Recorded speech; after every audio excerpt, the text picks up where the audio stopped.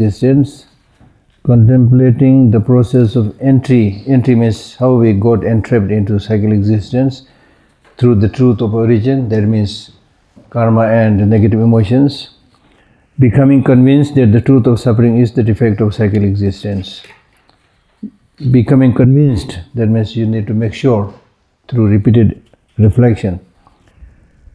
This has two parts. The reason for explaining the truth of suffering as the first of the four truths, the actual meditation on the truth of suffering. The reason for explaining the truth of suffering as the first of the four truths, if we are not able to develop a genuine desire to be free from cyclic existence, we are cut from the very root. The very foundation is then lost. How can we then be led towards liberation? Not possible.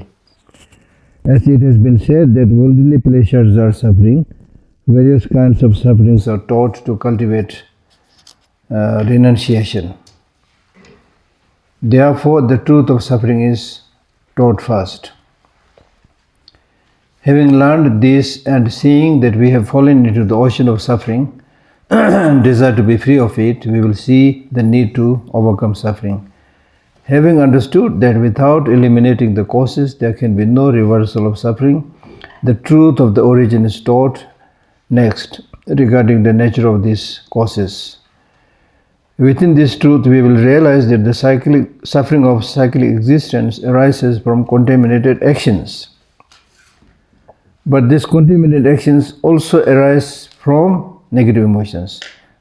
That those actions are caused by ignorance, and that the self-grasping is the root of this ignorance. Seeing that the self-grasping can be countered, we vow to actualize the cessation of suffering. Therefore, the truth of cessation was taught next.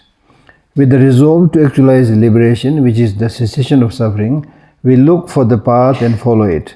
Thus, the truth of the path is taught last.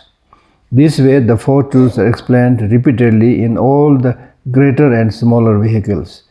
These important points regarding the reversal of entry into cyclic existence have all been encompassed by the one gone to bliss, Buddha, and as they are crucial in the attainment of liberation and are essential landmarks in the practice of Dharma, students should thus be taught in accordance with these stages. So this basically means, even in a very ordinary level, the happiness that we want comes from causes, the sufferings that we don't want come from causes.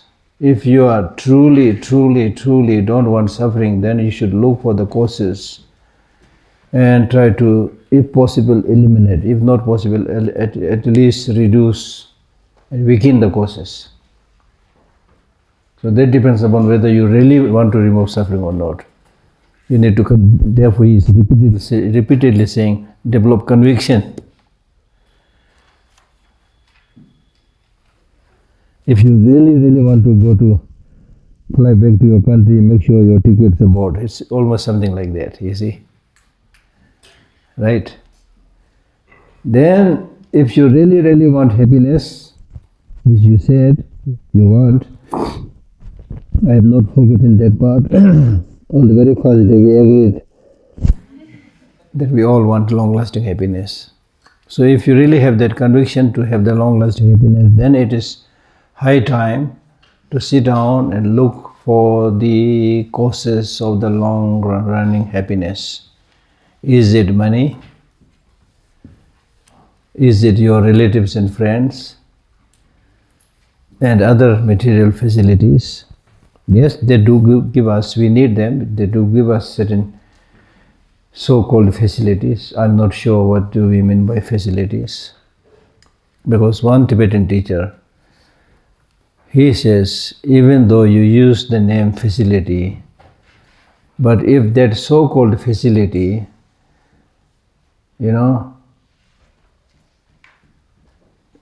is becoming a factor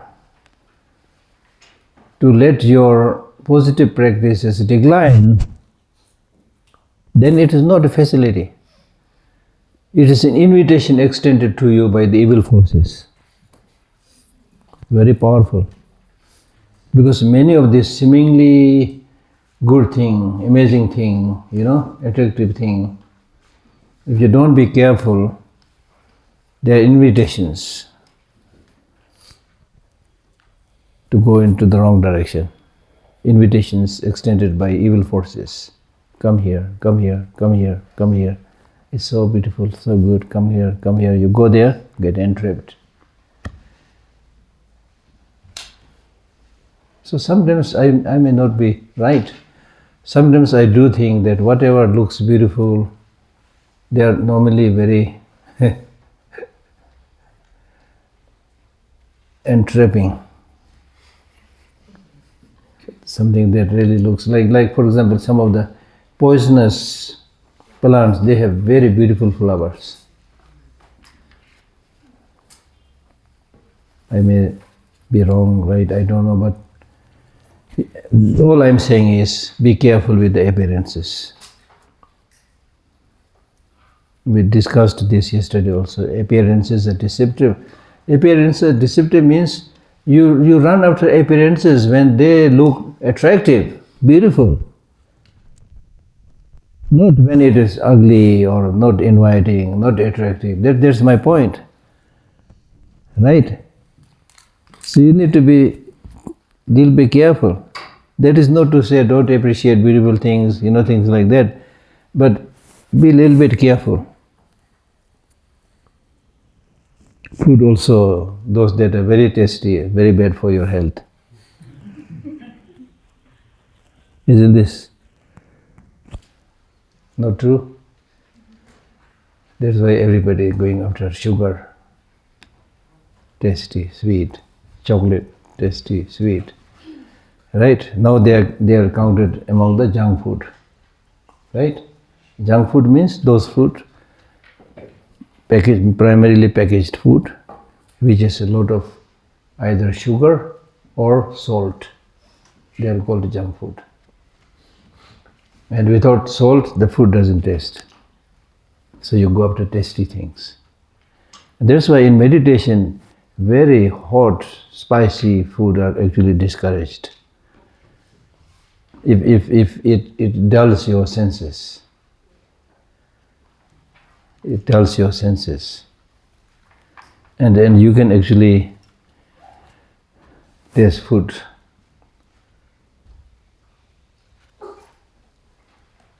Without having the salt added. I experimented with it. In my own room, I don't use salt. Sugar also very less. So in the first 2-3 days without sugar, it doesn't taste that good. But gradually, no problem.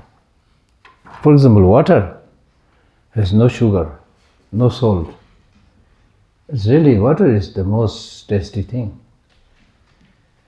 Right? So therefore, whatever is delicious, beautiful, attractive, a little bit careful. That's my feeling, but up to you. The Buddha said, I've shown you the path to Nirvana. Nirvana is up to you. Buddha is the teacher, you have to act, like that. So the main point that I should speak here is, it says that those actions are caused by ignorance, and the self-grasping is the root of this ignorance. So here, what do you mean by ignorance? This you need to understand. What do you mean by ignorance? Not seeing things as they really are. Not seeing things as they really are, or instead of seeing things. There's two ways of saying. Seeing things as having inherent independent existence. Seeing things as having inherent independent existence. So now the important point here you need to know is, this ignorance is not just absence of knowledge. This ignorance is misconception of reality. This is more dangerous. If it is mere absence of knowledge, then it's almost like, the ignorance of a little child. Child may not have that knowledge, but that will not do much damage. But if it is misconception of reality, then the problem is, it is number one, misconception. Number two, you come up with some reason. It may not be the right reason, but you will defend it. That's why all this fighting between different religious traditions, one or the other is wrong, definitely wrong. But they'll come up with all kind of reasons. So it's very difficult to explain it to them. If it is mere lack of knowledge, then you explain, they will follow. Yeah, okay, I understood it. Right? So ignorance means not just lack of knowledge, but misconception of reality. Reality is that everything has interdependent existence. That is reality. But this misconception of reality or the ignorance sees things as having independent existence. So the only counterforce, antidote, by which you can remove this misconception of reality is by cultivating the right conception of reality. The wisdom that sees things as having no independent existence. I give you the example of how you can see the coil of rope not as a snake, by the light. When it becomes very clear, then you don't develop that fear that this is coil of rope, it is not a snake. So this is to say that much of our problem, much of our fear, much of our suffering arises because of misconception of reality. Misconception of reality in general, and especially misconception about oneself. Seeing oneself, one's own identity, as having inherent independent existence.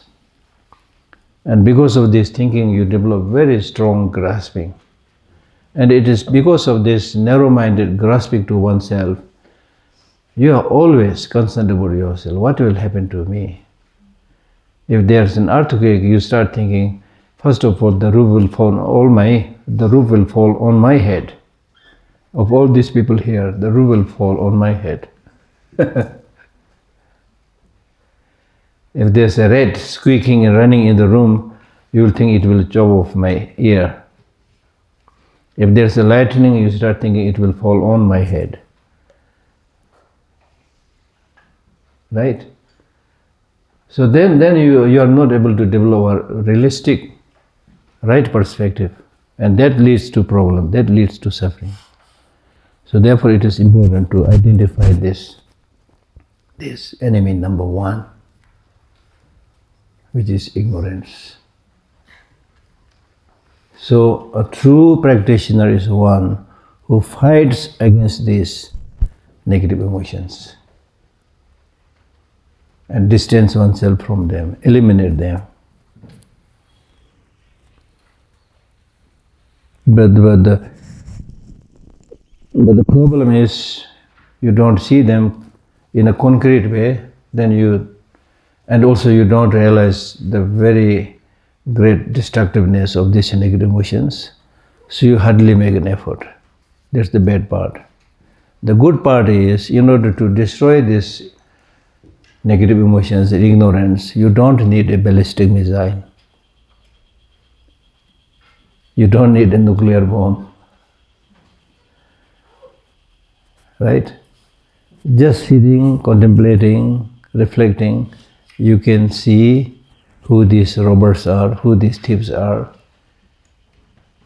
And once you remove these negative emotions from within your mind, unlike the external human enemy, if you defeat that enemy today, he will go to some other place, seek more weapons, get more money, strengthen itself, come back to fight again. But once you remove these negative emotions from within your mind, they have no other place to go. They have no other place to go. So therefore Shantideva says, it is only because of your weak, faint attempt that they are still staying there. And therefore, if you read this book, Shantideva's Bodhicharyavatara, he says, how come these negative emotions, they don't have legs? They don't have hands to use weapons. They have nothing, but they have enslaved you in such a way that you are unable to do anything against them. Because you lack the needed effort. It's only because of your having not able to make effort that they have enslaved you. So what do you have to do now? What are you going to do? I gave you a slogan earlier. I think you forgot already. I give you a slogan, very nice slogan. Do you remember anybody? I give you a slogan. Think globally, Huh? think globally, act locally. Not that one. Here, not here, not here. Not here. Here in this case, when you fight against the negative emotions, what you need to say is, gone are the days. You remember the rest? What? Yes, gone are the days when you enslaved me. Now I know who you are. You stupid anger.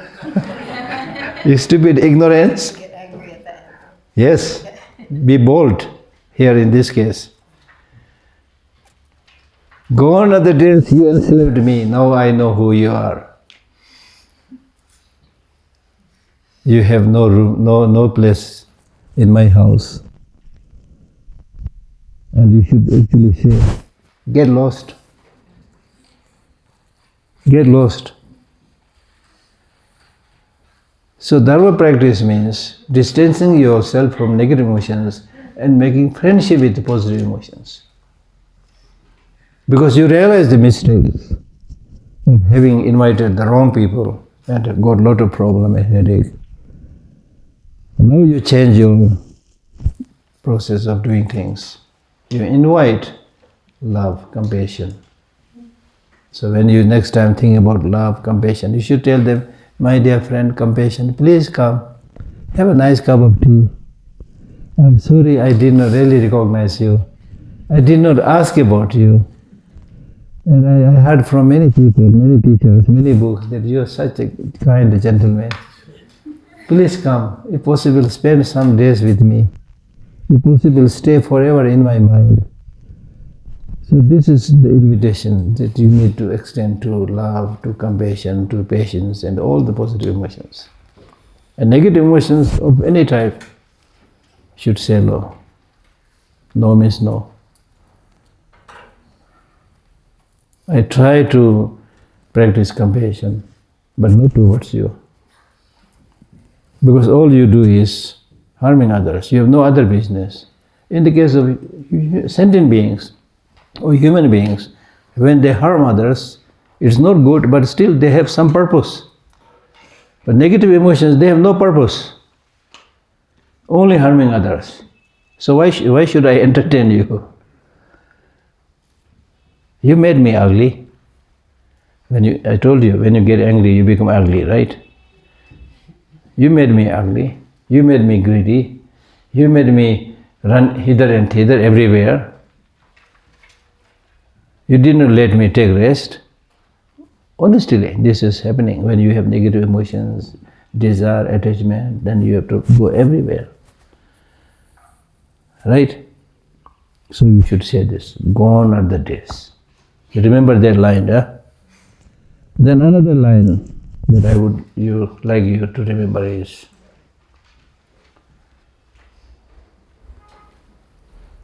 whatever may come in my life, I will never make my mind unhappy. Can you do that? At least you should say that. Say that. This is your mantra. When you say that repeatedly, then gradually it will help you to maintain calmness of mind. Because all of our practices are targeted towards that. Whatever may come, I will never make my mind unhappy. Because when you become unhappy, then all negative emotions arise. When you are unhappy, then you fight. Then lose appetite, lose sleep. All wrong things happen, right? So that's the reason.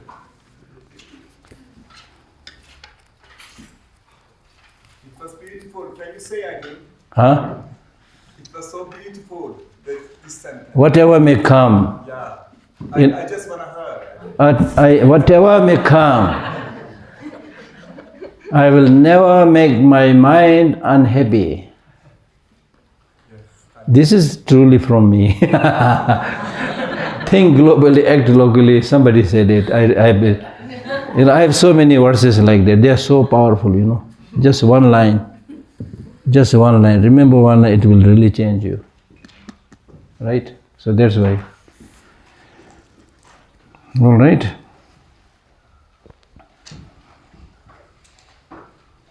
So therefore, proper understanding of the Four Noble Truths. We are just quickly, galloping through. We don't have much time to explain everything in detail, but luckily there are so many books now in English, good books in English, especially the Great Stages of the Path. It's already available in English. So there you can read everything in detail, in more detail. Right? Now, actual meditation on the truth of suffering. Number one, contemplating the general suffering of cyclic existence. This has three parts. I already explained this in a way. But if you want to split it, then contemplating the sufferings at the time of the birth. Now, contemplating the 8 sufferings, contemplating the 6 sufferings, contemplating the 3 sufferings. Now, with regard to contemplating the 8 sufferings, first is contemplating the suffering at the time of birth. Think about the suffering that you experience at the time of the birth. As I mentioned earlier, when you are born, you're born crying, not laughing. That means there is suffering. Although today we say happy birthday, but the Buddha said, right? But the Buddha said suffering birthday. So this is not to say, don't celebrate, please celebrate, in a different way. You got this precious human life, celebrate. But in a deeper level, suffering. Because I've seen not only after the birth, the first thing child does is crying, but also these small babies, I've seen them repeatedly yawning, So to me, it's almost like saying that this world is so boring, Huh? That's oxygen. Huh? Oxygen, yeah. Yeah, oxygen, yeah. It's my oxygen. But that is also called yawning, right?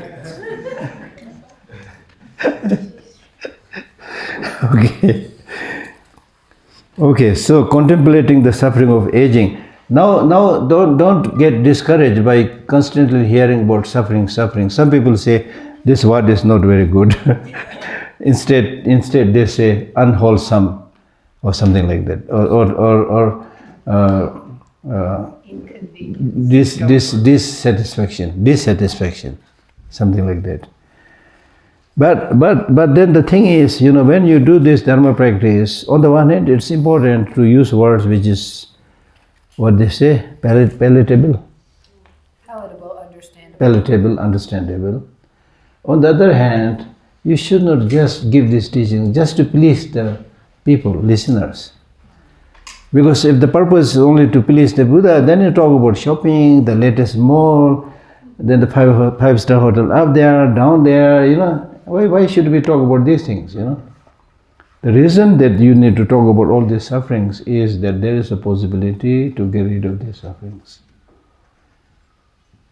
And these sufferings are actually there, contemplating the suffering at the time of death, the time of birth. Okay, then second, contemplating the suffering of aging. One great teacher, he says, now here for example, the suffering of aging makes our bodies bend like a bow. Our hair grows as white as the flowers of the hummingbird tree, and our foreheads become wrinkled like the grooves on a chopping board. I translated one small text, of a dialogue between a very energetic young man and a very grown old man. So I'll show you this, and then, I hope to publish it. It's not very long, but very, very powerful. So there was this grown old man, like any other old man, he's not so active now. So he was sitting in a garden resting. Then this very, active young man come half flying, looks at the old man. How come you look so ugly? You look different. He makes many remarks. And you're shaking your head like this. And when you become old, you're like this. And your noses are dripping. And when you sit, you sit down as if a heavy sack of, rice came down. So many provoking comments he make. Then this old man says, slow down, sit near me, I'll tell you. When I was young, I was much more active than you. I used to think I can catch the birds flying, ride on the wildest horse, and there's hardly any sport I did not participate. But then, now I'm getting old, you will also get old. So what I'm doing, he explains each of them. It's a very beautiful composition, short composition. So the point that I'm making is all these changes take place, which we normally don't want, right? But then this is one side. The other side is when you become old, you become a person of a lot of experiences, a lot of wisdoms, a lot of knowledges, right? So internally you are probably more developed than before. So think about those good qualities and use it and plan, for living long by doing the needed exercise or taking the right food. That's very, very important. So it's not saying your back's bend, your hair become there, and you're hopeless. You're not saying that. But there's a warning sign. And the warning sign is the only, one Tibetan teacher, he says, the only thing good with aging is it comes so slowly and unnoticingly. If there is an onslaught of old age, for example, tonight you go to bed, next morning you get up, you have all the white hairs, all the wrinkles on the forehead, all the signs of an old age, you will die of shock. So the good thing is, it comes so unnoticingly, so slowly. But the bad thing is, it catches you because you don't pay any attention. And therefore the Buddhist teachings say, when does aging start? Aging starts not after you become 50, 60, 70. Aging starts at the second moment of your birth. So look at that. And it doesn't stop. Like any impermanent phenomenon, it keeps on changing. You will keep on moving, becoming older and older. And not necessarily with more and more wisdom, but so you need to take care of that part. Then contemplating the suffering of sickness. I don't need to explain this. There are so many different types of sicknesses there. For example, if you suffer from cancer, if you get sick of AIDS, so many diseases, especially many are, I can say, modern diseases. Modern diseases means when people have very strange ways of thinking, strange ways of behavior, strange food, then you get new kind of diseases. So these are also our creation. So we need to find out how can we stop this sickness in general, especially some of the modern sicknesses. Right? Then contemplating the suffering of death. At the time of the death, one must part from the pleasantries of wealth, friends and family. We discussed this earlier. Death is definite, time of death is indefinite. At the time of the death, the only thing that will be of benefit is spiritual practice, nothing else. You can't take anything. Can't take anything means can't take anything.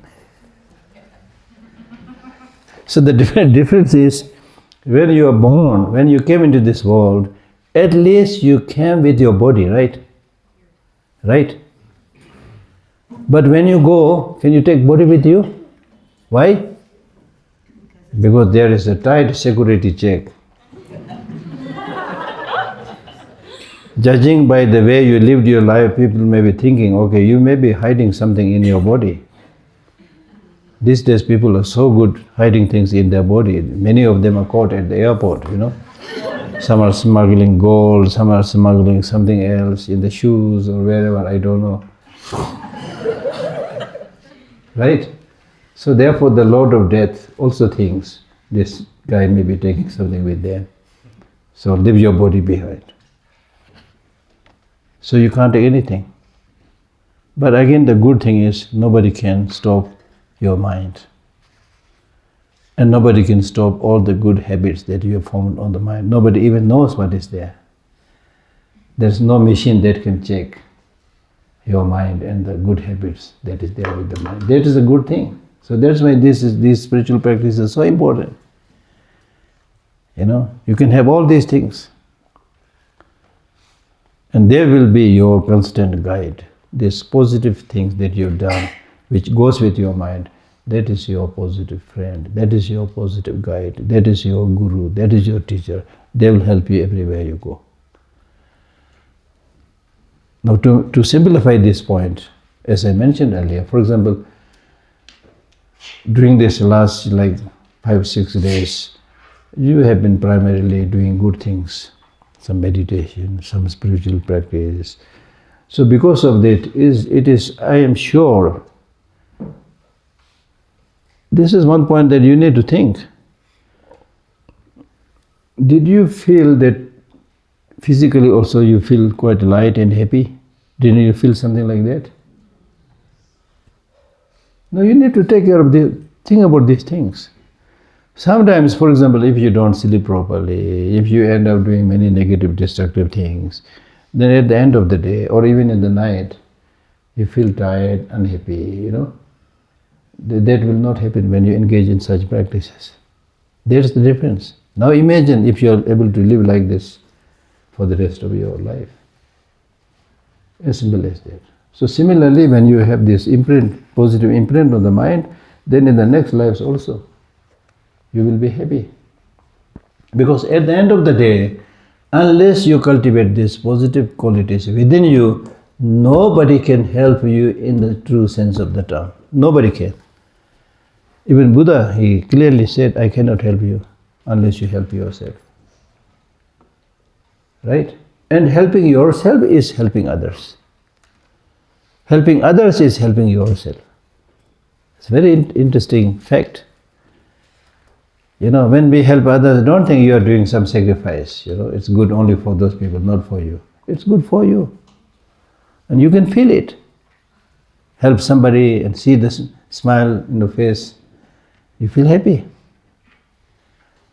And when you help yourself, do something good, you feel, you know, you feel the peace and happiness and harmony, and that also vibrates to other people. When you speak to them, when you meet them, you know, right? So now the good thing with this good qualities, inner good qualities, is they will never become excess baggage. Nobody will charge you at the airport. The other things that you bring, more than 15 kilos, at the airport they'll tell you. When Buddha said don't accumulate this unnecessary excess baggage, nobody listened. Now at the airport, all these people working at the airport, they are sent by Buddha.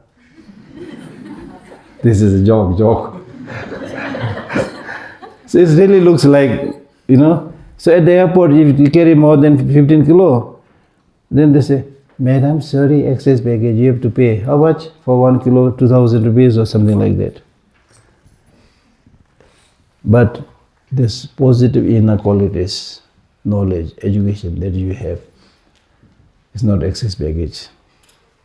But with this knowledge, with this experience, wherever you go, people will appreciate, people will respect, people will invite.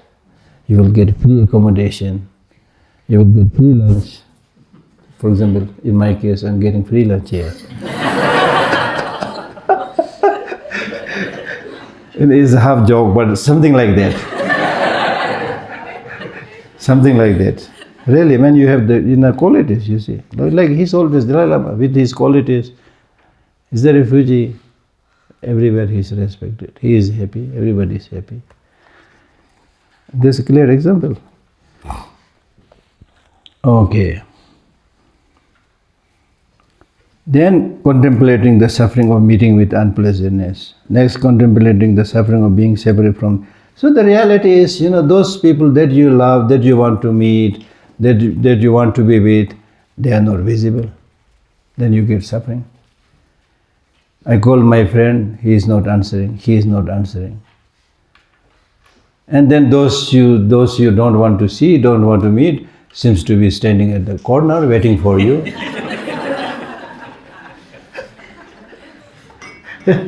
Right? So you get this suffering. Not able to live with those you like and always meeting with those that you don't like. Contemplating the suffering of not finding what we desire. See? The job that we try to get, we don't get it. The husband that we're looking for, not inside. Huh? Things like that. So things that we search, we don't get. Things we don't search, they are there. Contemplating, for example, negative emotions you don't want, they are available in plenty.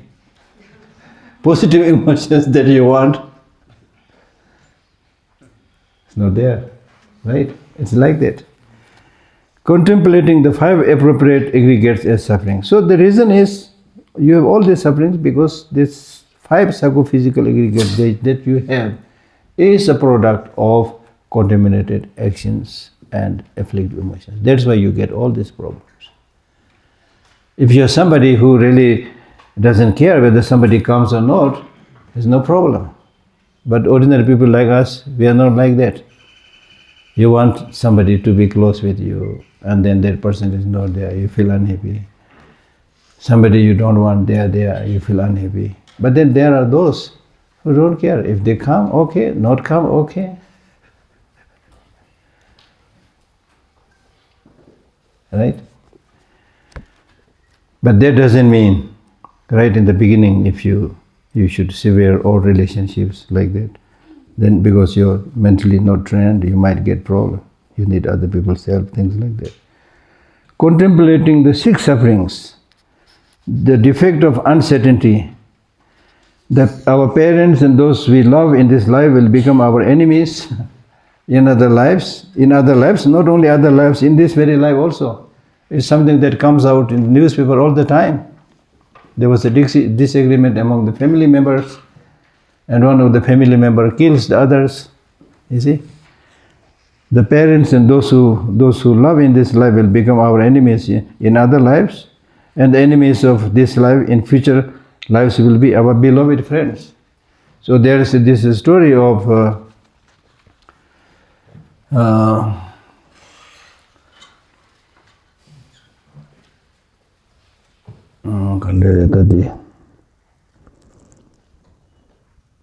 story of somebody who died and born as a fish. Somebody died and born as a fish. Then somebody died and born as a dog. Somebody died, born as father, the husband and wife, things like that. So in the previous life, this fish was their son. Now in this life, the son was born as a fish, right? And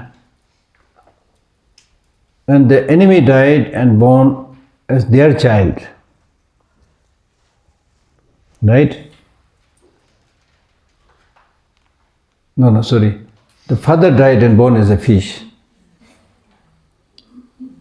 And mother died and born as, mother died and born as a dog. The enemy died and born as one's own child. So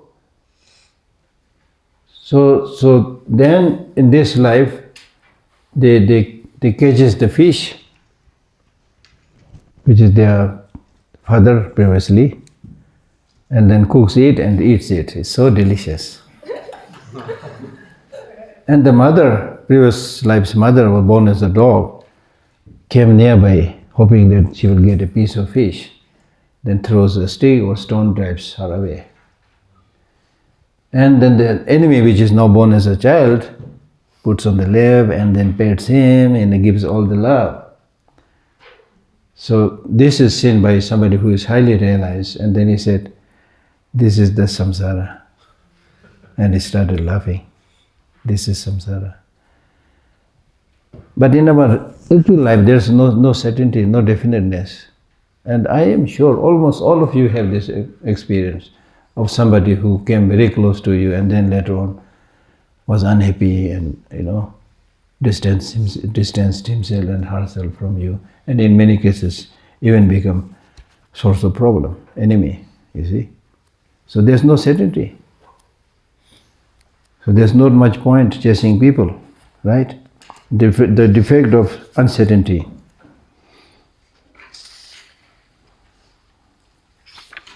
Then the defect of discontentment. Concerning worldly happiness, no matter how many possessions we may own, discontentment continues to increase. What is enough? We cannot say enough. Always want more, always want more, always want more. This is your Tibetan lesson, yeah? Means the king enjoys all the kingdom's riches, but always hungry. I should try to capture the other kingdom. The child of the beggar, just sitting in a desolate place, but is always jumping around, laughing, smiling, kicking an empty tin, things like that. Seems quite happy. So this shows that there is no contentment unless we make an attempt. Due to this, we circle in cycle existence for a long time because of this grasping, attachment. Attachment is the main cause for being born in the cycle existence. And not even a portion of the suffering we must bear every time can be compensated by the meager enjoyments. If you compare the two, the suffering and the enjoyment that you get more suffering than the enjoyment. The defect of having, but this is samsara, there's nothing much you can do in one sense, unless you make a special attempt. I have seen with my own eye some families, the husband and wife fight almost every day. Still they are living together. Funny, it's really funny. Must be force of karma or whatever. Then the defect of having to repeatedly abandon bodies, and meaning that we have to die again, then born again, then die again. The defect of constantly migrating between lives. You are today born as a human being, then as a dog, whatever. The defect of constantly falling into lower realms. Because we mostly end up doing bad things, not good things, so you fall down, not go up.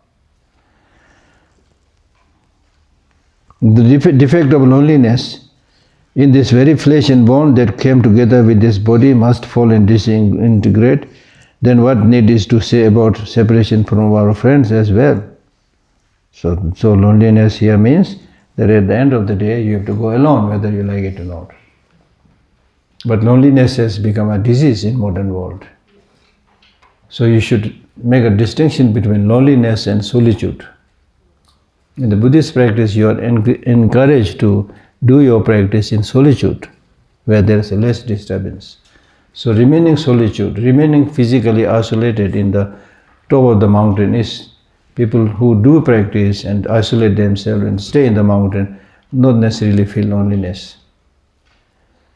Unfortunately, many people who suffer from loneliness are people who live amidst several millions of people.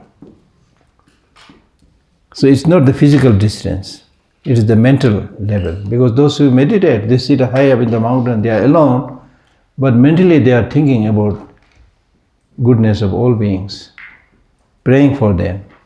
They are there. Whereas those people who live amidst millions of people in big cities, they are only focused upon oneself, not about others. And because of this selfishness, Nobody comes to them, and then they feel lonely. You see, lonely. And then, unfortunately, today in the West, I'm not criticizing, but I'm telling you what I observed. In the name of privacy. On the one hand, privacy is important for everybody. On the other hand, if you make it a big issue, then at the end of the day, you will not only feel lonely, but you will have nobody look after you when you die. There are many stories of people who died quietly and the neighbors don't know.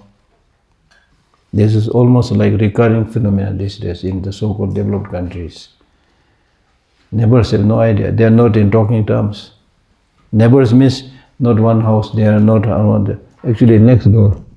There's only a door in between them. I've seen some of this myself. Right? The six can be combined into three. The cycle existence is unreliable. One will never be satisfied the pleasures of cycle existence. We have been cycling in samsara since beginningless time. Now with this cycle existence unreliable, we cannot rely on the acquisition of a body, for we must repeatedly leave our bodies. We cannot rely on... Now that does not mean that you commit suicide. Okay. That means unless you use this body, it is not much meaning. So if you use this body properly, then you have found a very precious human life, based on which you can become enlightened, based on which you can help countless beings.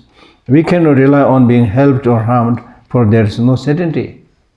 Yes, you want people to help you, you don't want people to harm you, but there is no certainty. Things change. We cannot rely on the acquisition of good things, for we fall from high states to low states. Today you may be very rich, tomorrow you may become a beggar. These days, in the name of investment, if you do the wrong investment, within a night you become beggar. Then you have seen so-called famous president, prime minister, ending up in the jail, falling from high to the low because of wrong ways of life.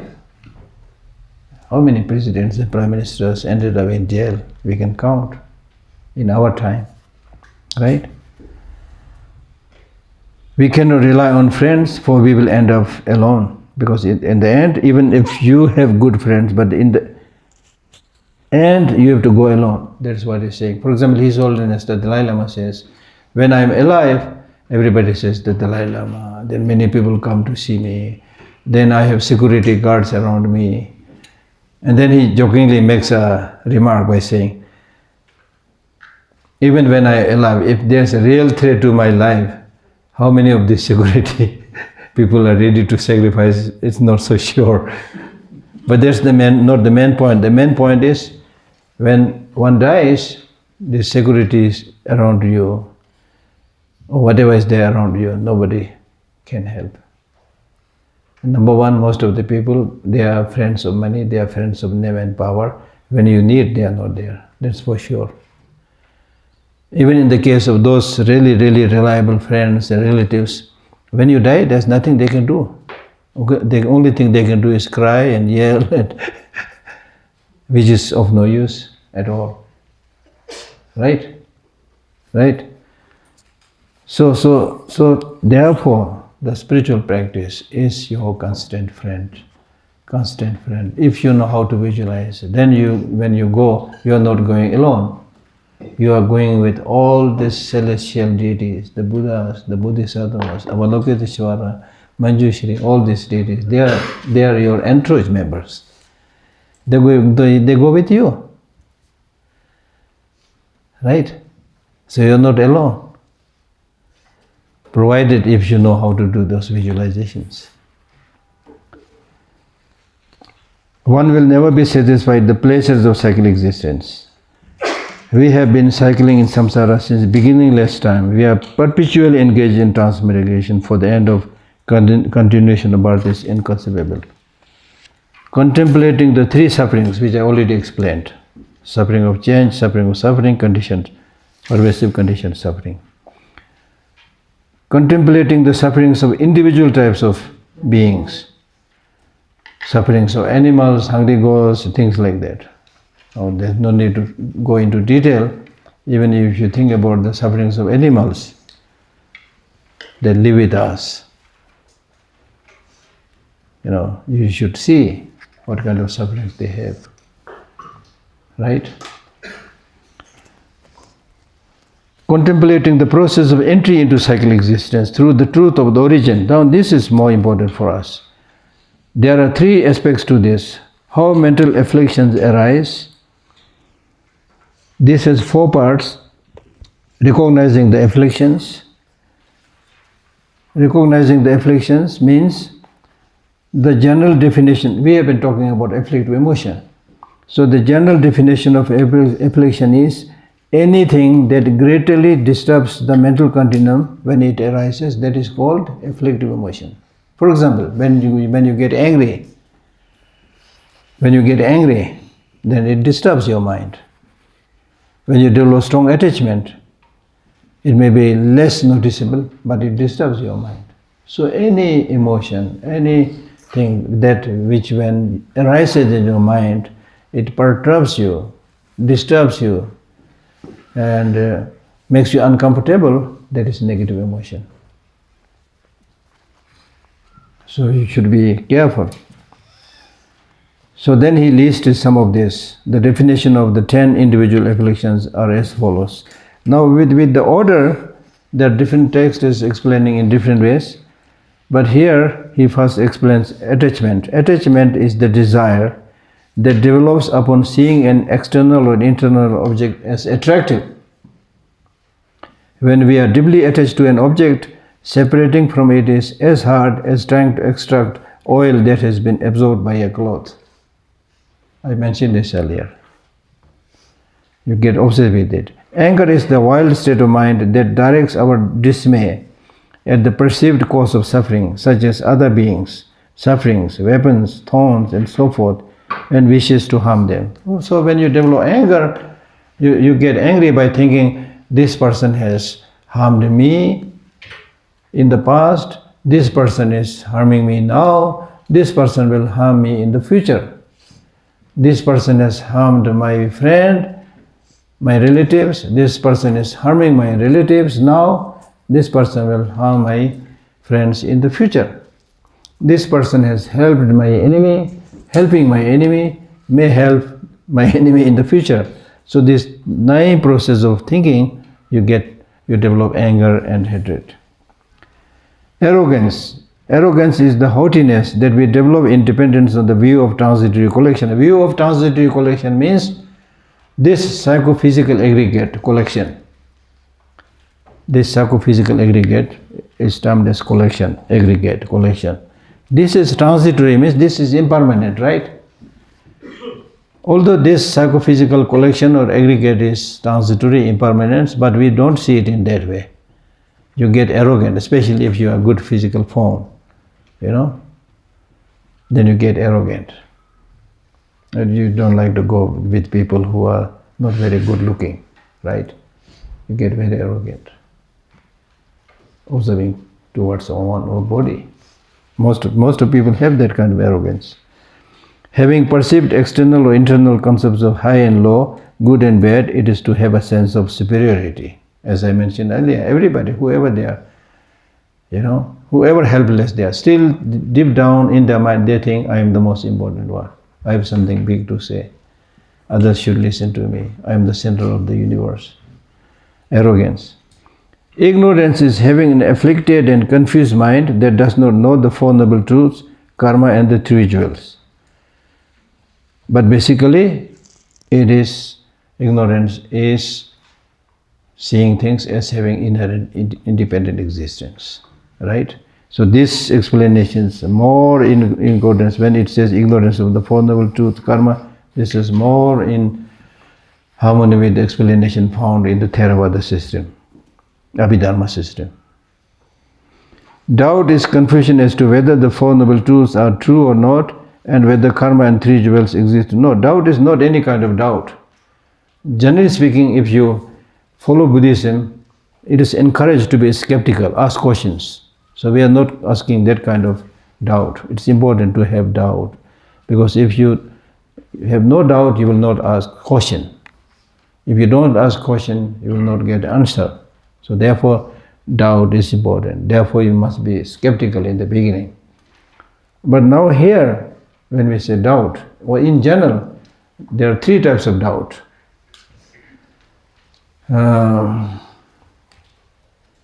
Doubt tending towards what is not fact. Doubt tending towards what is not fact. Then doubt, equilibrium doubt. And then doubt tending towards fact. That means in the beginning, you develop this doubt. Maybe there is Four Noble Truth. Maybe there is no Four Noble Truth. I think there is no Four Noble Truth. It is tending towards what is not fact. It is on the wrong side. So that kind of doubt should be avoided. And then if you undergo repeated thinking, then you are not sure. You develop this equilibrium doubt. Maybe, maybe not. You are not so sure. Then if you further investigate and ask question, then you will develop doubt tending towards fact. And after that you make a correct assumption. Right? So this is the way how you, in a sequential way, how you move from a wrong mental consciousness to the right valid consciousness. Okay?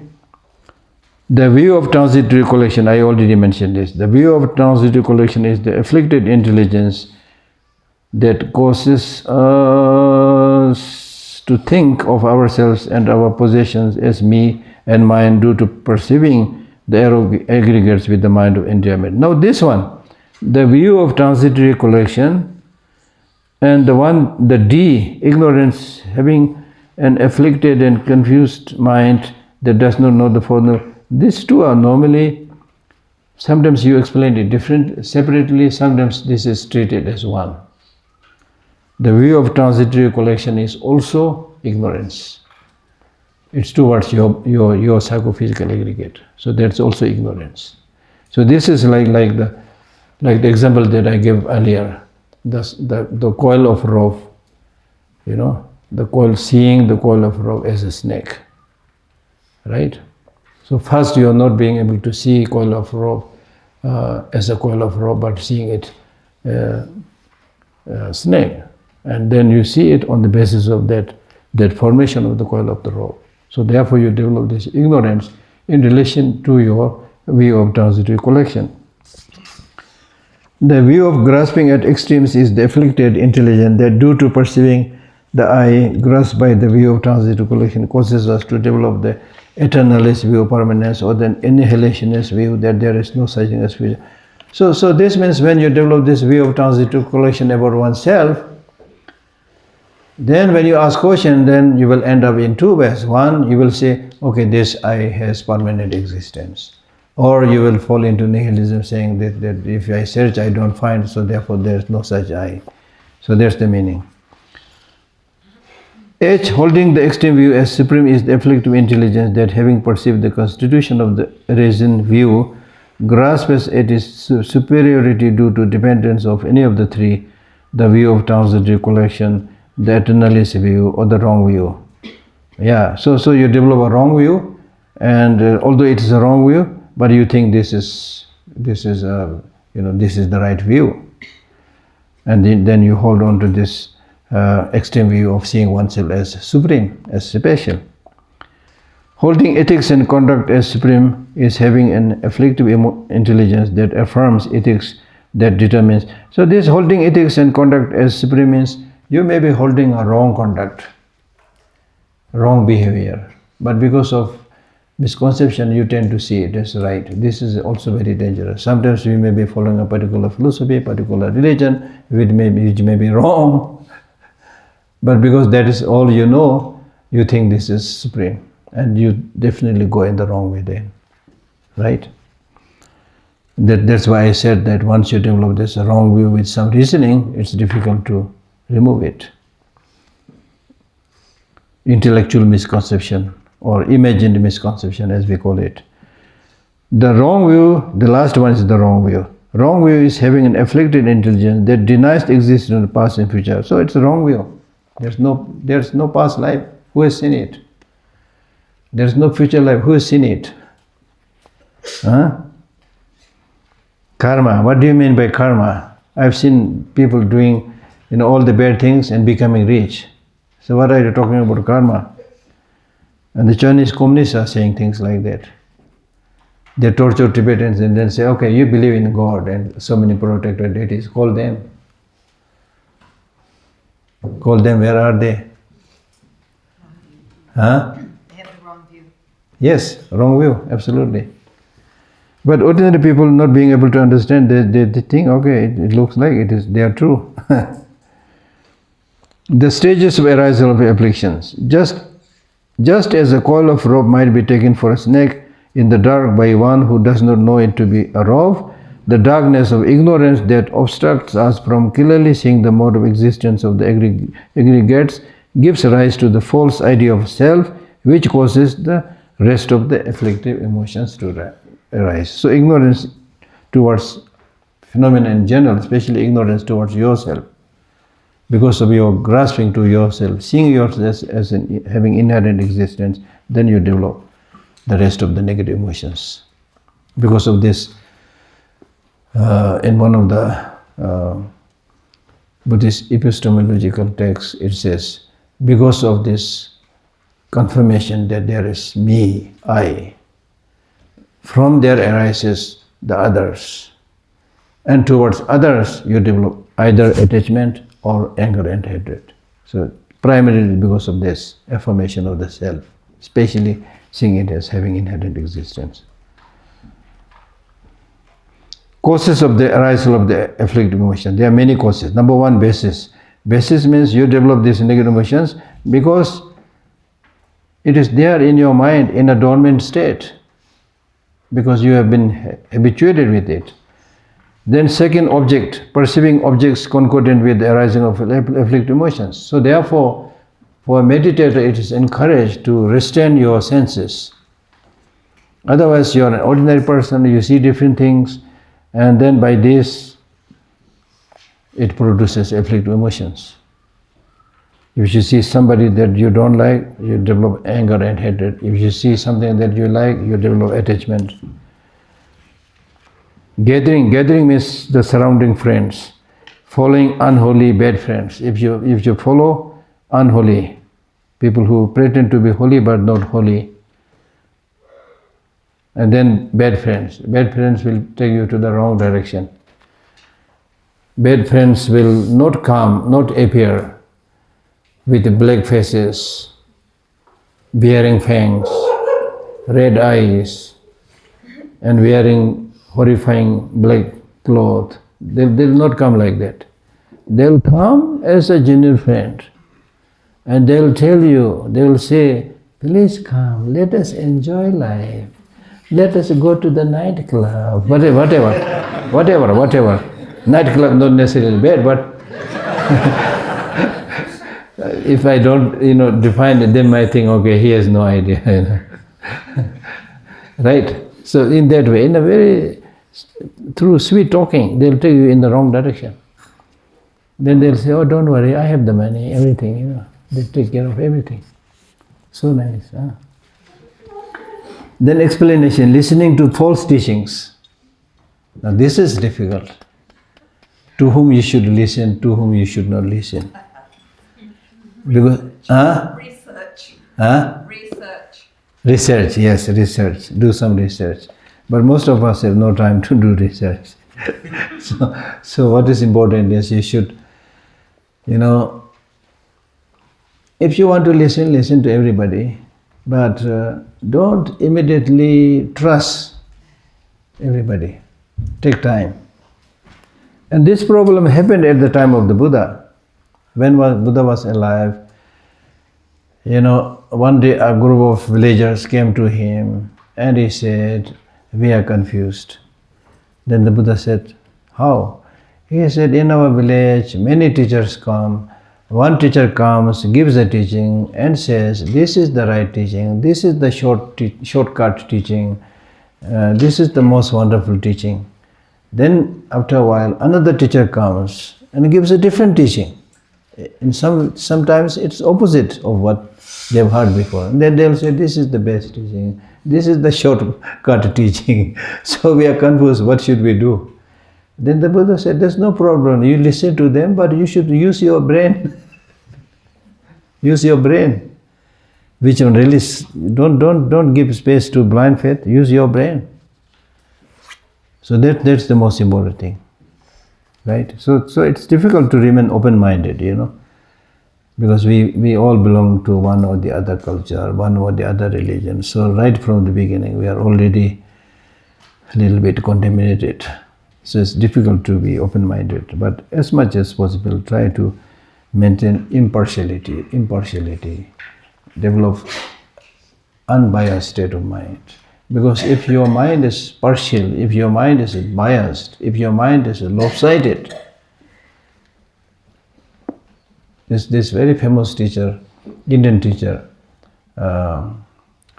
Shantarakshita, in his great book called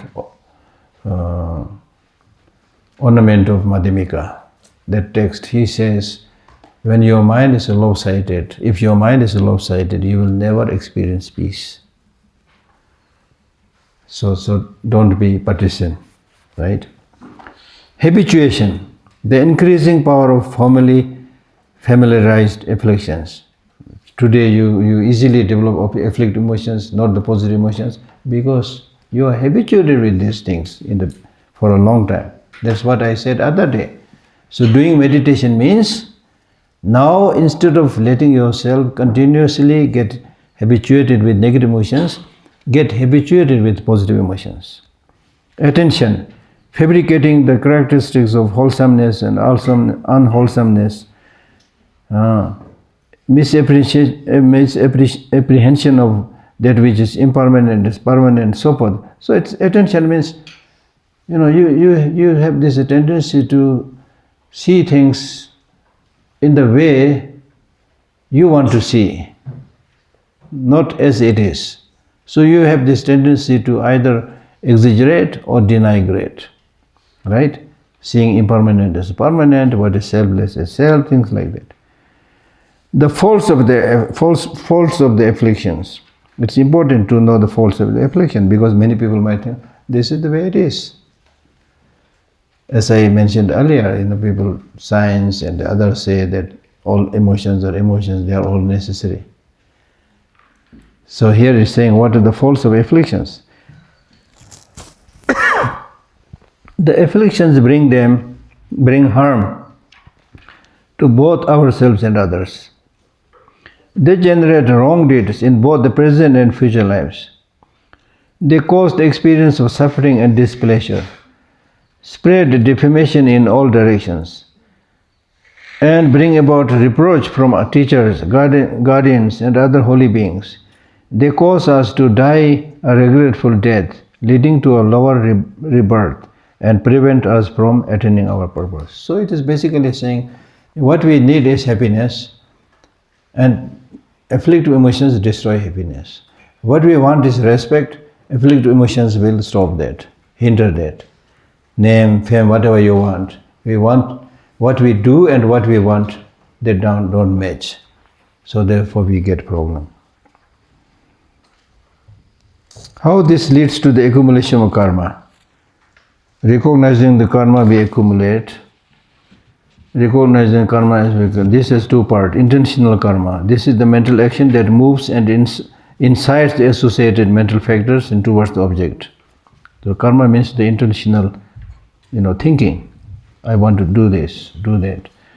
Determined karma. This is the action motivated by intentional karma and performed through the body and speech. Generally, actions are virtuous, non-virtuous, or ethically neutral.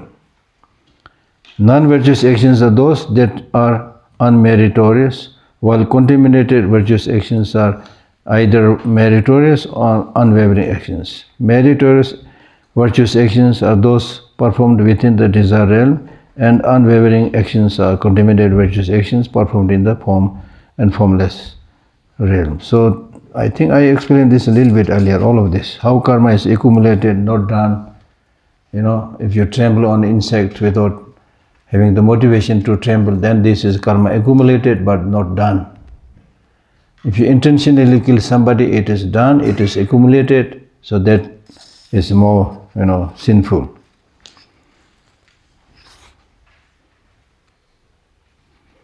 Okay, also some questions? Yeah. If you unintentionally kill, like a bug, for example, if you try to save a bug, and you unintentionally killed it, and actually follow up in that, if by accident you injured this bug like almost to death, should you kill it to take it out of his misery, or should you just let it die?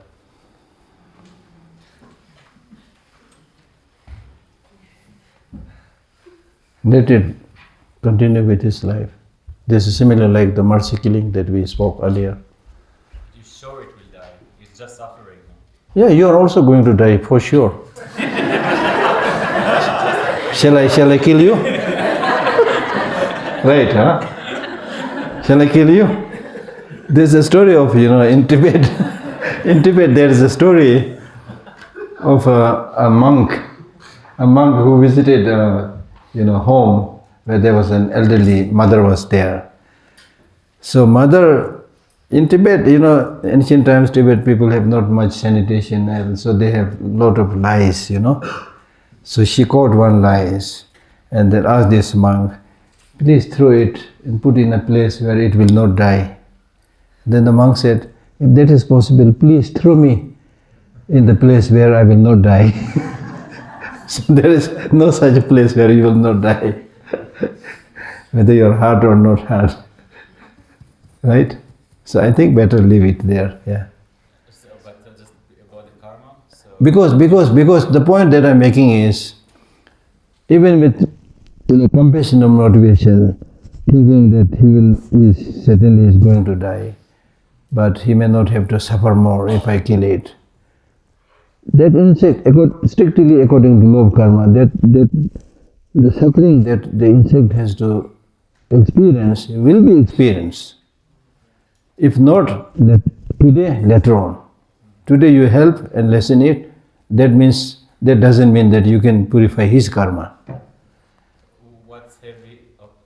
what's heavier, the intention of wanting to save the bug, or the killing it like by accident? What? So it's everything that happened to me here in Kushida. So I tried to save the bug. Yeah. Here you are. Yeah, try to save, that's good. Then? No, but with good motivation, it's always better. With good motivation. There's a story of, one person going around the circumambulation. He saw one of these miniature of Buddha made from clay. So it's there, and there's no cover there. It's made of clay. So it's raining.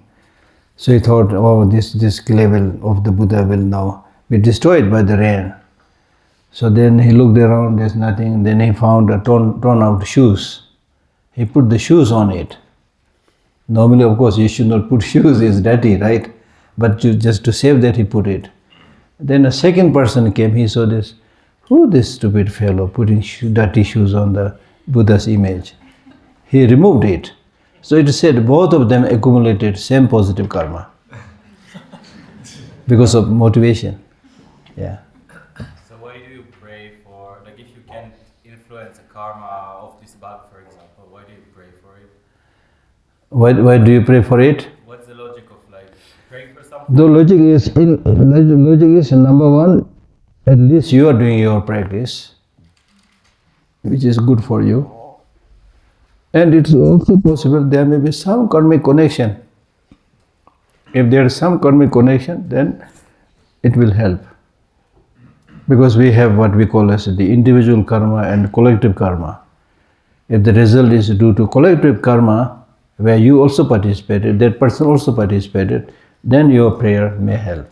So that's why normally, when one of your family member dies, In the Tibetan tradition, what we do is, if a family member dies, then invite all the monks to, give them, offering, things like that, food, and then many days prayer, for that.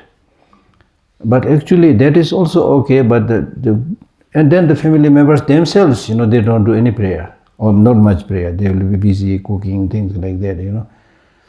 So normally it is said, if one of your very dear, close family member dies, you should do the prayer.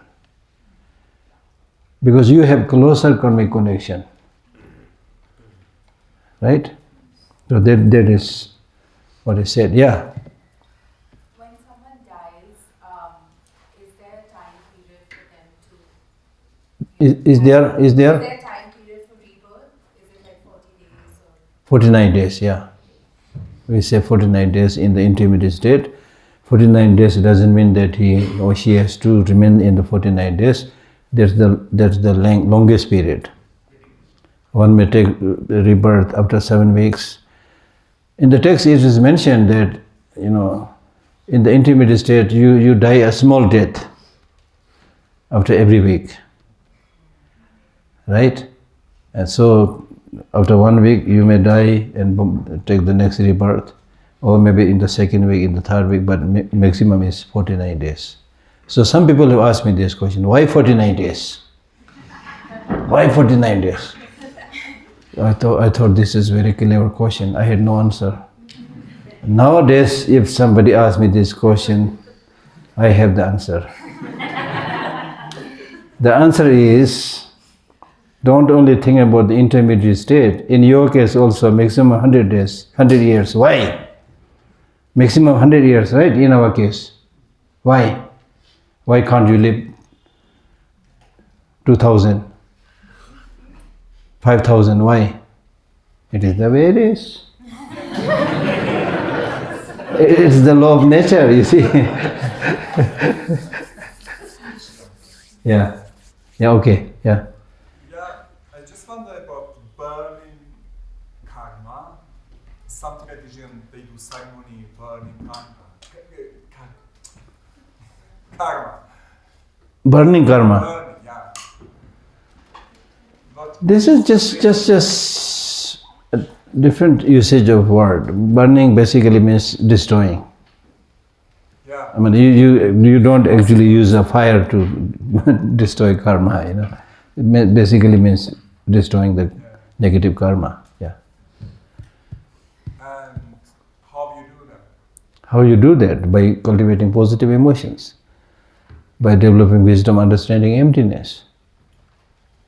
The antidotes, by developing the antidotes. Yeah. Yeah, there's one here. Yeah.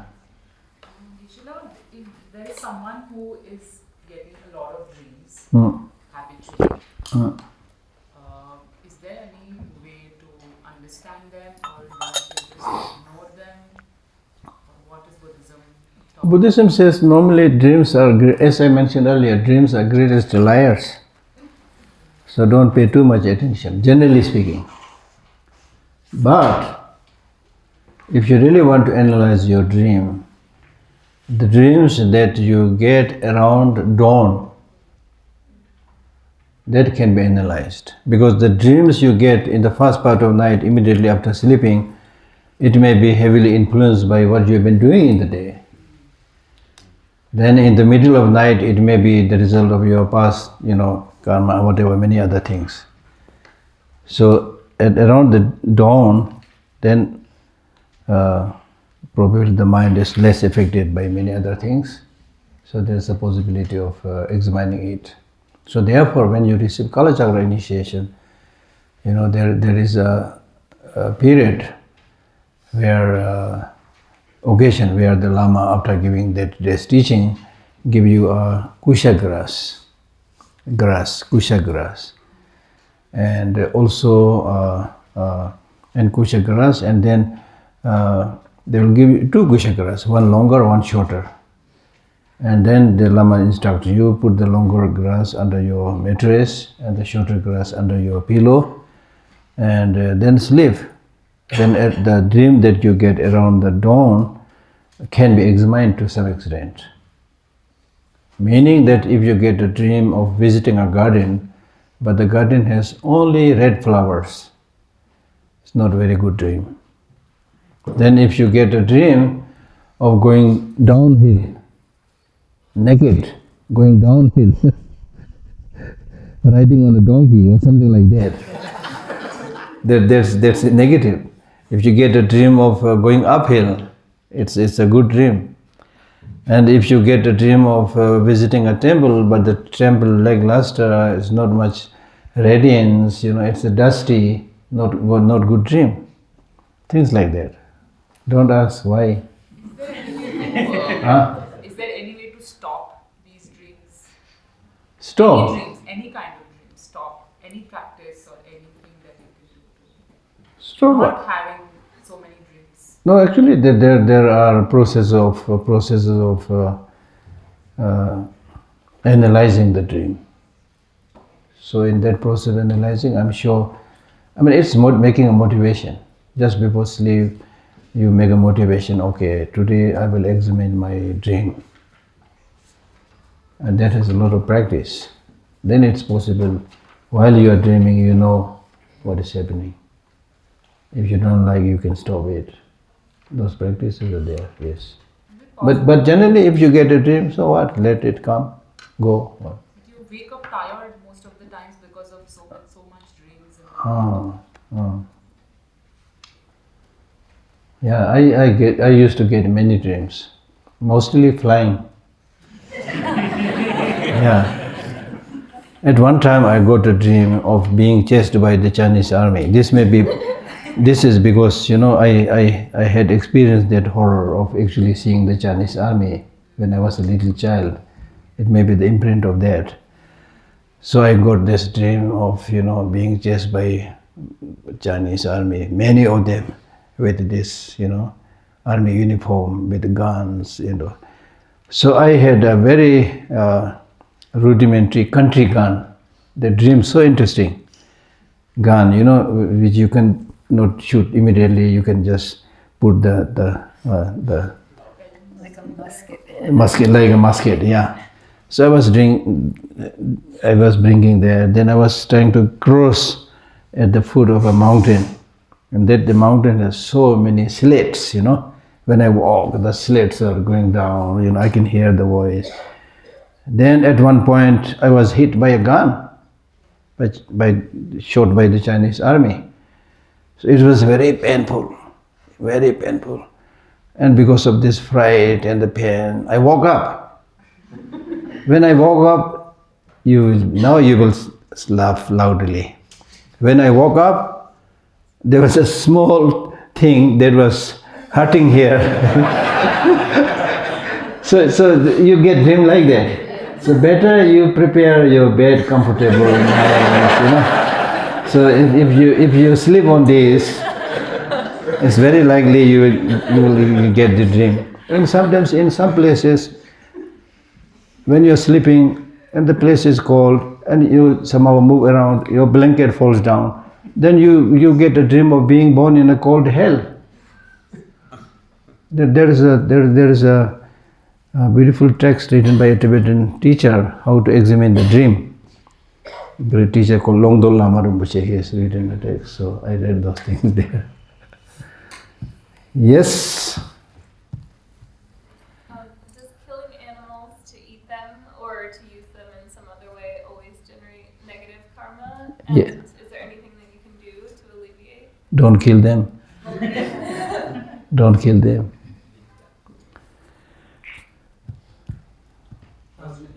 As the course comes to an end, one of my key takeaways is that I need to read more books about Buddhism. What are your personal favorite 5 books? Thank you asking this question. Yeah. I thought somebody will ask me this question.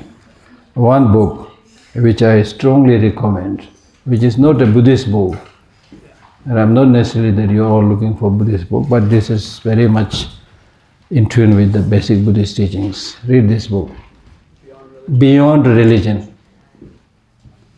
Beyond Religion. This is by His Holiness the Dalai Lama. And before that he has written another book. He has written many books, but the one related to this and published before this is called Ethics for the New Millennium. Have you read that book? What a pity. Ethics for the New Millennium.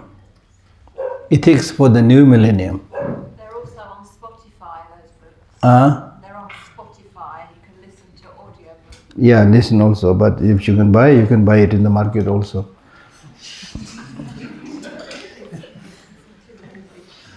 I strongly recommend, because as I mentioned, His Holiness is really very, very concerned about developing this morality ethics for everybody, believer, non-believer, everything. And these two books are written by him. And I had the great fortune of participating in all this project when he was writing these books. When he was writing this book, Beyond Religion, I was already in the library, but he asked me to come. So I sat with the group to read this. And in fact, right now we are reading about emotions. There is a beautiful chapter on emotions here in this book also. Geshe, is there anything directly from the Buddha itself? Many. Dhammapada. Many. Yeah, on Spotify. Huh? Spotify? On Spotify from the Buddha. What? No, I was just making a joke. No, I don't remember the title. There's. Have you read Dharmapada? I've read Dhammapada. Not just the verses, but somebody wrote a commentary. I now forget the title. If I remember, I'll bring tomorrow. Thank you. Very good book. Very good book. Yeah. Desperate, yes. The worst thing you can do is killing. Worst thing, yeah, kind of, yeah. But in the 10 non-virtuous actions that we already studied, the worst is wrong view. The worst is wrong view. So isn't it be the best thing to bring life? Yeah, if you can't give life, you have no right to take life. I'm saying it's good karma. Yes, very good karma. If you help people, gain health, longevity of life, very good karma. But not specifically giving birth. Giving birth, as I mentioned yesterday, the same question was asked yesterday. That depends on your motivation. But if you produce a child and then make him Hitler, so produce a child and give really good education to be able to help many people, then it's good. Geshe Lhakdor, it seems to me that Buddhist monks and Tibetan monks especially generally have a very good sense of humor and a cheerful disposition. Yeah. You yourself, I would say, seem quite a jolly fellow, and I would say that His Holiness the Dalai Lama also, seems very cheerful. Do you think there's a significant connection between this cheerfulness and sense of humor and things like wisdom, compassion, and kindness? I mean, His Holiness obviously, based on his prolonged, sustained practice, love of compassion, is of course very special, very unique. Then in the other cases, not necessarily monks, the Tibetans have, generally speaking, more jovial, happy nature.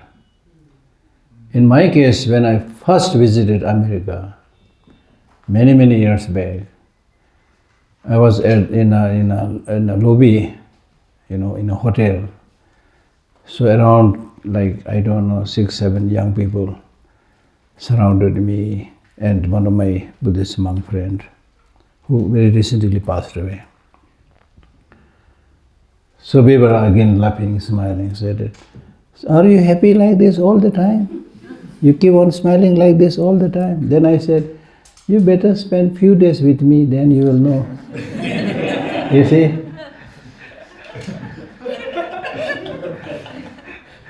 Because you will really know the person properly. Either you do a difficult job together, or you participate in a very competitive, tough sport, then you will know who that person is. But otherwise, right now, nobody is bothering me. I'm happy. So I look happy. Right? But generally speaking, yes, I'm quite happy. This is nothing unique. I'm sure you are also quite happy. I saw you, everybody smiling, laughing. So that's why I say there is a hope, big hope. Because everywhere you go, every part of the world you go, majority of the ordinary people are nice people. Majority, I'm saying, they are good people. They care about how to look after their family, have a job, and that's it. The bad people are on the top. That's what I think, really, in many cases. They have the power, they can do things, but they don't do properly. They misuse it, for their political gain and aim. They say many things, dividing people. That's the problem. Majority people are very nice. Of course, that doesn't mean everybody. Some are embodiment of. Yes. I have a question about the question from Huh? a question back before. If you eat meat, like, is the karma different from killing an animal and then eating it, or just go to the grocery store? Because, for example, butchers then would have really bad karma, but they don't only kill animals for themselves; they also kill them for other people. Yeah, in the text it says, if I order people to go to war and kill people, then those people who actually go in the battlefield and shoot and kill, then one who gives the order to kill, they accumulate same karma, same negative karma. Right? So therefore it is not just killing, it's also your motivation, your participation in many things. Yeah. Yes? Shela, my question is it possible to be born out of Earth? Does this law of nature apply only to Earth, or does it apply to the whole universe? Possible to be? Does it apply only to this Earth, the planet Earth, or does it apply to the whole universe? Huh? There are other planets that might have like sentient beings. Acha, is this the only planet? No. There are hundreds and thousands of other, universes. So it's possible to be born not of what we know, right? Possible, yes. And the same karma applies. Yes, if you die, maybe you are born in China next time. Easier to understand, right? Rather than other universe. Possible, everything is possible. Because these days, when I watch some of these Star Treks, they come up with this very funny face, ear, double nose, whatever, So I start thinking, okay, they are already creating karma to be born like that in some other universe. Yeah. Can we, the lower intelligent people, know what true happiness feels like, since we probably only experience fleeting pleasure? Yeah. What am I striving for? Yeah. You need to, whoever you are, you need to do a little bit thinking. Little bit thinking and a little bit experiencing. For example, if you genuinely help, say, a poor person, and then observe the feeling that you get, and then compare it to the experience that you get by tasting a, sugary donut. You taste that sugary donut, you also get a peace or happiness or a little bit whatever. So compare these two. Is there any brain studies done on serotonin, dopamine? Yeah. In fact, because I'm bringing too many heavy books, so I didn't bring, but recently I got 2 new books written by some scientists, very famous books. One is called compassionomics. Compassionate economics, maybe compassionomics. Another is something really amazing book. They did a lot of research. Yeah. So it is wired differently. Yes, absolutely. Yeah. Why the Tibetan temples are always so full of objects, images, colors, and is not a distraction while you're like trying to focus on your mind, concentrating, and then seeing so many different things? That's why there is a saying. The Tibetans practice hundreds of deities, don't actualize even one. The Indians practice one deity, actualize hundreds. But that's ancient, now I don't know. Ancient times. But generally speaking, there's a appreciation of the richness of the divinity, richness of inner qualities. So all these are reflected in painting. So unless you go and study the meaning of these paintings, it's for some people, you're right, it's a distraction. But those people who study the text, the meaning of all these images, who are they, what this word represent, so this will help you with the picture. It will help you develop some of these inner qualities and the meaning of it. Especially when you see in the tantric painting, you see a man, woman in union. Many people say this is sexology, right? Because they don't understand the meaning. If you really understand the meaning, then it symbolizes not just the man and woman in union, and not just encouraging sex, but it symbolizes two inner qualities, which when you activate, which when you cultivate, you can gain greater insight of the reality. So it's important to participate in it. But for you, I have a very good suggestion. Don't look at them, just go.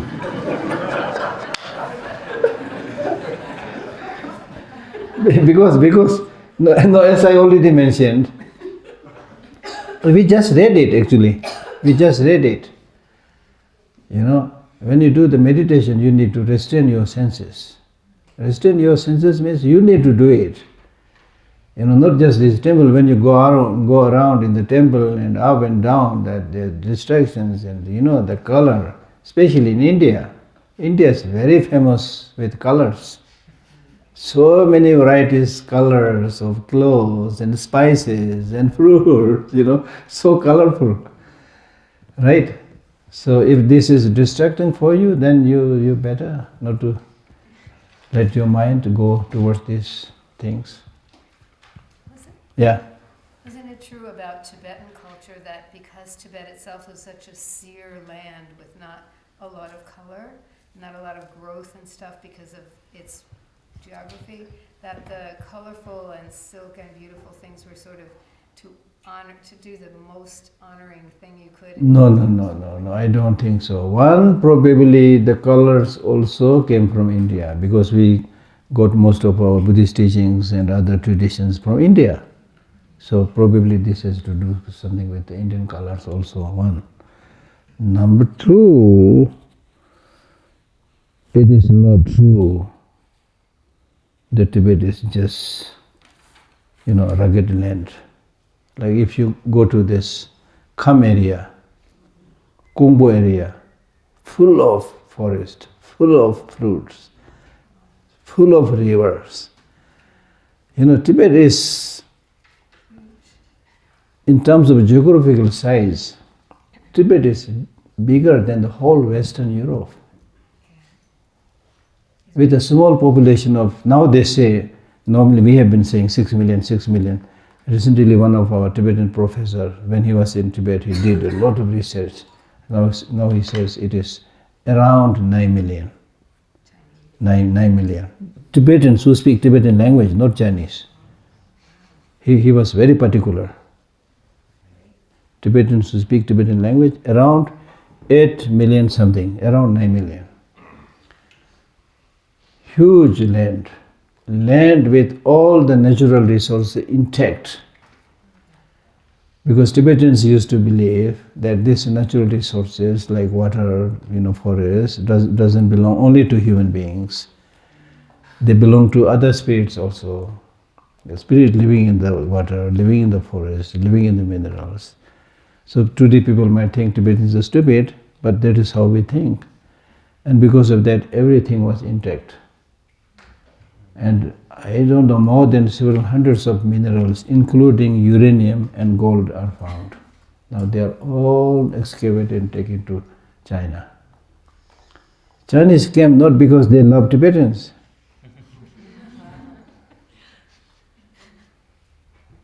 They love the Tibetan natural resources.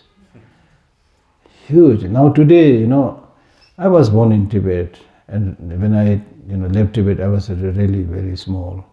So I have not much idea. But today when I look at the pictures, wow, the sea, the mountains, wow, kind of thing.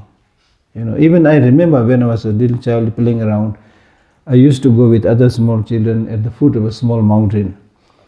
There, all this, what they call is now, these different types of stones, amethyst, all those things. Probably yellow color, red color, blue color, white color. We used to play. These are all found in abundance. And then my father used to tell me, not very far there is a gold mine where you can see the gold there. Nobody touches it. Gold as big as a horse or as big as a human being. That's the story, you won't believe. And when Tibet was free, water means drinkable. Wherever it is, water means drinkable. Today, even in a 5-star hotel, you ask people, can I drink? I asked this question in a 5-star hotel, can I drink from the tap? The person in charge said, maybe, not so sure. This is the situation. Now in Tibet also that is the situation, you see. Unfortunately. Yeah. Yes? Any other? Yeah? I'm sorry, this is a bit out of context. Yeah. What do you think about tourists visiting Tibet, whereas people who are Tibetans are not able to go back? Who is visiting Tibet? If one has wished to, as a tourist, to visit Tibet, what would your opinion be on that? Now, because of economical reasons, very recently, China is inviting as many tourists as they want. They want money. So we give you visa relaxation. Please come. They are doing that. Now, for the Tibetans, of course, we can't go back. If I want to go back, I need to go to the Chinese embassy and say, I am a Chinese citizen. I want to go back to my motherland. That, of course, unless you are in a desperate situation, will not do that. But others, you can go. But the problem is, you will be guided where to go, where not to go. You will be watched everywhere. Yeah.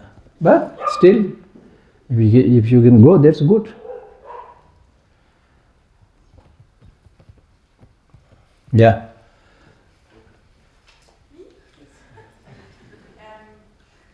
Concerning negative emotions, we were often talking about anger, and I think you mentioned it in the beginning that it's a specific case when it comes to depression and those negative emotions you have when you are in a depression, and I think many of us know someone who's been suffering of that.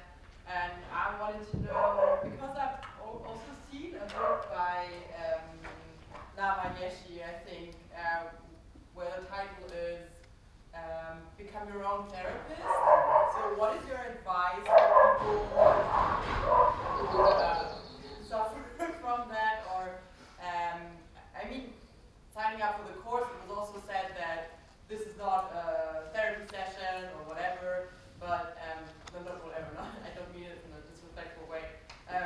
But still, because it is about cultivating positive emotions tell people to get better, or who also have experience with therapy or medication, but when it's still something that keeps coming up? I don't know whether I got everything that you said, but if I shoot the arrow in the darkness, yeah, at the end of the day, you should be the one that should help yourself and heal yourself. Now here in this case, as I mentioned earlier, the first thing is right before, much before you enter into these problems of anger or depression, whatever, you should live your life in such a way that there is less likelihood of sinking into depression or becoming angry. That's the most important thing.